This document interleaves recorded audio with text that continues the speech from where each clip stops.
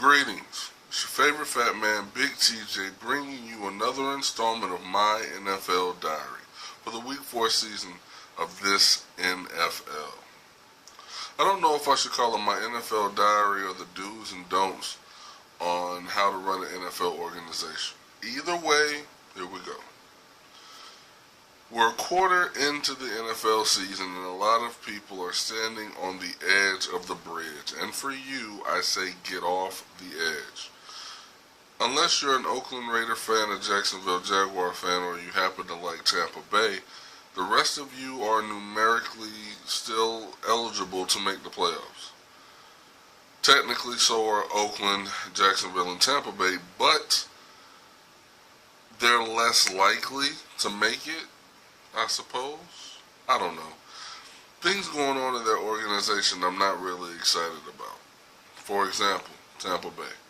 Great receivers. You got a big body receiver, Mike Evans. Vincent Jackson is a beast as well. Quarterback controversy is better when you have better talent at the quarterback position. If McCown wasn't one of your guys, I'd say you have a real quarterback issue. Like Mike Glennon has some talent, he's still young in the game, and his backup is McCown. Nah. No controversy there, but I don't necessarily see either one of them being my guy going forward. Oakland, after 4 weeks into the season, fires their coach. So I have to ask you, Oakland, why? What's the point? You guys are going to suck this year. If Sperano is the guy that you want to lean with, he's not going to necessarily get you to the playoffs. Not going to happen in a division with Kansas City and Denver and San Diego. No. Oakland's going to suck. So what do, Oakland? You fire your coach and show the players as well as everyone else in the organization that you have absolutely no problem letting people go, and you'll do it at any point in time necessary that you see fit. So, Allen, you fly all the way overseas, you see Big Ben, not Roethlisberger, but the clock, and then you find out that you're fired. Congratulations. I hope that you didn't fly back with the team. I hope you're still over in beautiful Europe handling business. Like a man should. Oakland, the organization is in shambles. I thought that, after the Pop passed the torch, there would be some changes in the way that management was done, but nah.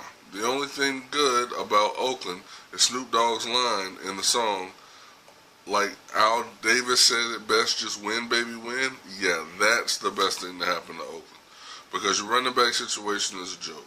You got Darren McFadden, who's not consistent at all. And do y'all remember how Darren McFadden and Felix Jones both came out of Arkansas the same year? And everybody was talking about which one deserves to get drafted first. People thought that Felix Jones might go first because he's an Arkansas guy, and Jerry Jones of Dallas liked him. And then Felix Jones has a fairly decent couple of games in his rookie season. Darren McFadden has a couple highlights, and they're like, oh no, a repeat of Cadillac Williams and Ronnie Brown. That didn't happen. Felix Jones isn't even in the NFL anymore. And Oakland, you suck. So yeah, Darren McFadden, MJD. I like MJD. I like his game a lot. But he's not that guy anymore. I can't name one receiver.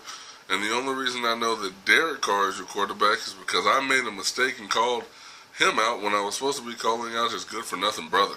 I apologize. Oakland, you are a don't. That was obvious, right? Let's move forward. New England, you too are a don't. Why? Because you got too big for your britches. You're that company that started off small, making watches. And you're like, oh man, that's a really good quality watch. Hey Jim, you got that new watch? Yeah, I got the watch. It's a really good quality watch. You got enough people to say it was a good quality watch. Then you got bigger. Bigger. Won the Super Bowl. Bigger. Bigger. Tom Brady's wearing Ugg boots. Bigger. Bigger. Matt Castle comes in and wins like 10 games and you still don't make the playoffs. Bigger. Bill Belichick is a genius. Bigger. Spygate happens and people still like you. Bigger. So, you think that because you're so big, none of your decisions will come back to bite you. Well, let's see. The offensive line that you used to hang your hat on now sucks. You traded Logan Mankins going into the season to Tampa Bay. Now, Logan Mankins, if you ask him, would probably still rather be a Patriot because although both their records are similar, New England has the best chance to turn it around because they get to play Geno Smith and the Jets twice, as well as Miami and the Tannehill guys. Whatever. But still, Belichick, you think you're that CEO where everything you touch turns to gold. Why? Because you had Gronk. Okay? You like Gronk's ability on the field, but you don't like his off-the-field stuff. Because you were able to get the diamond in the rough that was Aaron Hernandez. How's that working out for you? You brought in Randy Moss. Tom Brady has a record-setting year with he and Wes Welker. Now both those guys are gone, and I have a hard time naming your receivers. Just tried. None of them are sitting on my front porch because, well, they're not relevant. Even if I played fantasy football, I would not draft anybody from the New England offense. Just saying. And Tom Brady. Last night going against Kansas City, all you needed was like 216 yards to break some kind of a record. And you didn't. If anything, you broke a record for sucking. 1 touchdown, 4 turnovers, and Garoppolo comes in the fourth quarter, throws 1 touchdown, and now even your biggest Ugg boot-wearing fans are saying maybe New England needs to move on from Tom Brady after this season. Yeah. New England, you're a don't. Carolina, guess what? I should support you because I live in North Carolina. But guess what? I don't. You too are a don't. You have somebody on your team that has done something that has never been, well, probably has been done before, but because my research people are sitting in the back eating hog maws and pig's feet, I can't get the information brought to me in time. Luke Kuechly won a Defensive Rookie of the Year. Followed that up by winning the Defensive Player of the Year. And if he continues to be the beast that he is, he'll win more Defensive Players of the Year because he'll continue to get more tackles than anybody. He won't do it this year because people are wising up and trying to keep the ball away from his presence. They're running him misdirections, things of that nature, that he's having to fight past 1 and 2 linemen. So for that, Luke Kuechly might not make Defensive Player of the Year this year, but he's still a beast. Sadly enough, you've got one of the more athletic offensive weapons on the field as well in Cam Newton. But you can't really do much with Cam when all you have is a Swiss Army knife that's rusty full of weapons. It's like, okay, I got a Swiss Army knife. Boom, boom, boom. It's oiled up. I can use it. I got boom, boom, boom. Everything's cool. Look at what Cam Newton's got in Carolina. It's a rusty Swiss Army knife. You got John Stewart, hurt. Tolbert, hurt. D'Angelo Williams, even when he's healthy, he's hurt. And as far as Kelvin Benjamin is concerned, shouts out Kelvin Benjamin.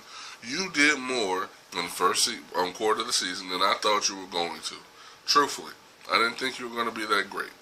4 games in, you've got 3 touchdowns, some pretty decent yards, and some pretty exciting catches. And I thought you were going to drop a lot. Maybe it's just you were dropping passes because they were coming from Jameis Winston. I didn't say it, but I said it.